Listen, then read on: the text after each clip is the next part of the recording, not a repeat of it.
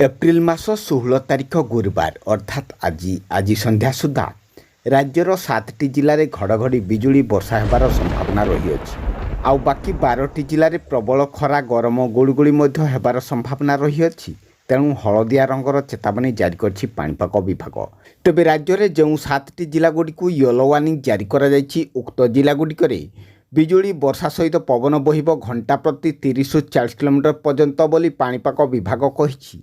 तेबे राज्य में केउं सबु 7टी जिलागुड़िक आज संध्या सुधा कालबैशाखी वर्षा होबार संभावना रही। आउ केउं सबु जिलागुड़िक गरम गुड़गुड़ी येलो वार्निंग जारी करछि पाणीपाग विभाग। आउ केउं जिलागुड़िक सर्वनिम्न तापमात्रा केते रहिबो से सबुर संपूर्ण खबरटी जानिबा पई भिडियोटी को शेष पर्यंत निश्चित देखंतु।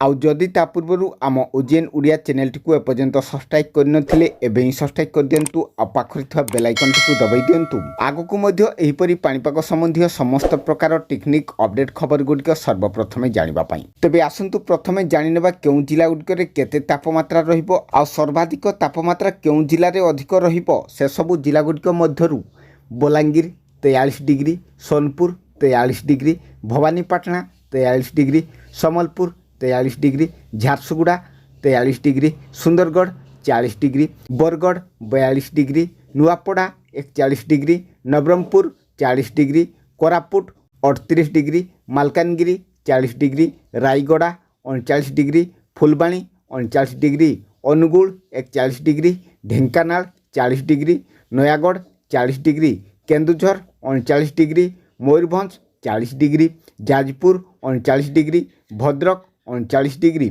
Baleshwar 38 degree, Kendrapara 39 degree, Jagatsinghpur 38 degree, Khordha 38 degree, Puri 35 degree, Ganjam 35 degree, Gajapati 34 degree, Jajpur 39 degree, Cuttack 38 degree. तेबे आसंतु वर्तमान जानिनेबा केउं 12टी जिले में गरम गुड़गुड़ी येलो वार्निंग जारी कराइथिबा जिलागुड़िक मध्यरु बालेश्वर, मयूरभंज, भद्रक, जाजपुर, केन्द्रापड़ा, जगतसिंहपुर, कटक, खोर्धा, पुरी, नयागढ़, गंजाम, गजपति रहिथिबा बेले एहापरे आसंतु वर्तमान जानिनेबा केउं 7टी जिलागुड़िक आज संध्या सुधा बिजुली वर्षा हेबाकु थिबा जिलागुड़िक हेउछि बालेश्वर, मयूरभंज, भद्रक, जाजपुर, केन्द्रापड़ा, गजपति, गंजाम। तेबे आपणकर जिले में पाग किपरि रहिछि आउ आपण माने केउं जिल्लारू देखुचंती कमेंट करंतु। आउ आपणकर सांगसाथी मानकु भिडियोटी शेयर करंतु, जहा फल रे सेमाने मध्य पाणीपागर अपडेट सूचना पाई परिबे। रहुछि जय जगन्नाथ।